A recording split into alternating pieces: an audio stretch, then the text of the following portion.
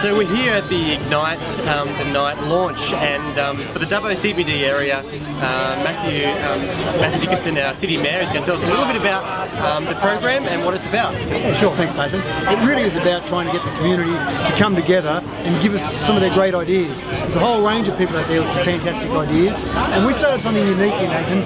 Nowhere else in Australia we've been able to find any council that has allowed submissions to be put in such an easy format. So we've got all the normal submission processes. You can send in letters, you can send in emails, all those normal processes have been around for a long period of time. But we allow people to send in their formal submissions via social media. So all you had to do in this process was any idea you had, you just use your social media tool of choice, use the hashtag DubboIgnite, and that became a submission. And through that process we got 453 submissions. Some 1,000 ideas were put through to council as part of that process. And we've looked across the country, no other council has allowed people to do it in that way, and no other council gets anywhere near that number of submissions, no matter what the issue might be. So it's been a really great engagement with the community, and I really appreciate the community engagement and how much they are keen to see us keep working on the CBD and making sure it's as good as it can be.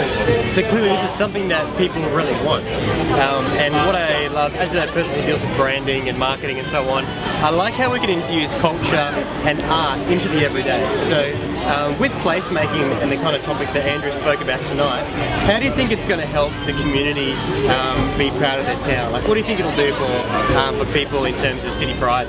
Yeah, I think there's a whole range of benefits. City pride is definitely one of them. People want to be proud of where they live. They want to talk to their friends about the sort of things they'll see. They want to talk to their friends about the light show that might be on, or a pop-up restaurant that they see.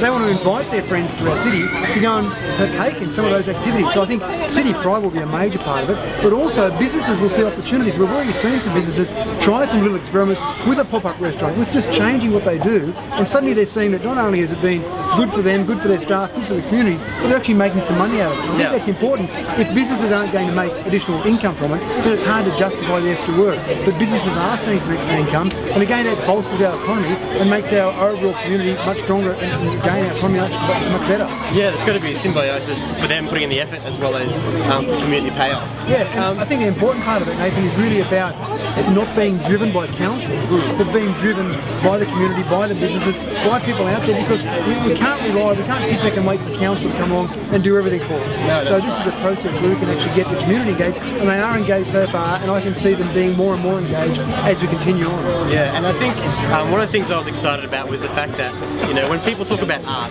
it's not just pretty, beautiful art, it's also that gritty, that grungy, that modern art as well.